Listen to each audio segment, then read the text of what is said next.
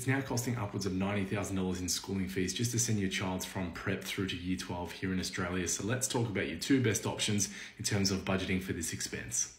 Now, your two best options to budget for this sort of expense, in my opinion, would be either using a savings or an offset account. Now, an offset account is only applicable if you have a mortgage or looking to opt for some sort of investment account or structure if you're going to be investing for a longer period of time. And that's where you'd be putting some money into some aggressive investments like the share market. Now, in terms of which option would be best for you will depend upon your personal situation, but talking generally around this, if you're investing for the shorter term, say 0 to 5 years, opting for a savings account might be a better option because you're going to be pulling that money back out within a short period of time, and therefore you don't want to have any risk with relation to your investments, and you're generally going to then be getting lower rates of interest, but you get that for the shorter period of time that you're investing for.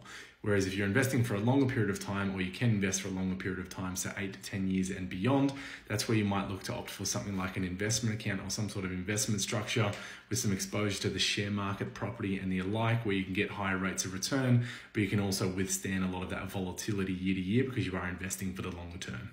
So here's a free savings tool you can play with yourself relating to this. So this is the savings goal calculator on moneysmart.gov.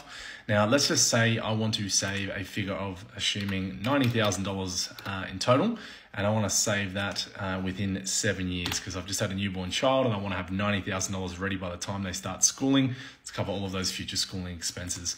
I'm assuming a rate of return of 4.5%, which is a pretty conservative rate of return for a savings account these days. Put those figures in and then it spits out, I need to be saving $910 per month to have $90,000 at the end of that 7-year mark. So pretty cool calculator, guys. Play with this yourself. Again, the Money Smart Savings Goal Calculator. So that's really good if you're investing for a shorter period of time, but what if you're investing for the longer term? And also another consideration you need to think about is any interest you generate on a savings account is subject to tax. So if you're in the highest tax bracket here in Australia and you're earning above $180,000 a year, essentially you're going to see half of any interest you generate taken away by way of taxes. And that's something you've got to be very conscious of. And that's where for some clients, we do look at utilizing something called an investment bond, which is basically just an investment account and structure, but it's not taxed at a greater rate than 30%. So you can invest into this, generally going to be into more high growth investments like shares and property and the alike, but your investment earnings not taxed at a greater rate than 30%. So if you're in the 45% tax bracket, there's obviously an easy or nice win there, but also after a 10-year period of time, you can sell out of that investment and pay no capital gains tax whatsoever, which is very appealing, particularly if you are investing for a longer term for your kids' schooling, or maybe it could be even other expenses, helping them save for a home, whatever it may be.